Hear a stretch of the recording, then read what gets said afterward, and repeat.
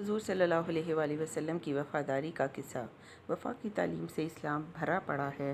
اس موقع پر حدیث کا وہ قصہ یاد کرنا چاہیے کہ حضور صلی اللہ علیہ وآلہ وسلم ایک غزوہ میں سفر میں تھے۔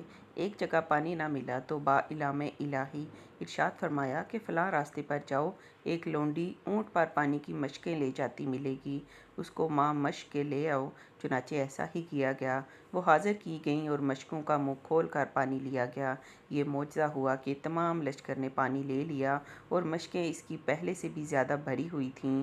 اس کو کچھ کھجوریں وغیرہ دے کر رخصت کر دیا گیا۔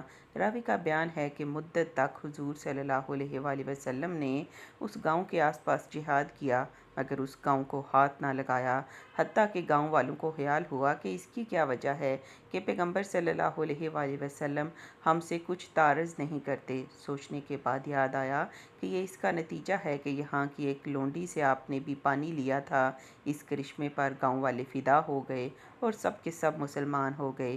احسان فراموشی وہ چیز ہے کہ حدیث میں وارد ہے، یعنی جو انسانوں کا شکر نہ کرے اس نے اللہ تعالیٰ کا شکر بھی نہ کیا، اور جس نے اللہ تعالیٰ کا شکر نہ کیا اس کے لیے آیت میں ہے، اگر تم کفر کرو تو خدائے تعالیٰ کو تمہاری احتیاج نہیں، اور اللہ تعالیٰ پسند نہیں کرتا کفر کو، اور اگر شکر کرو تو اس کو پسند کرتا ہے۔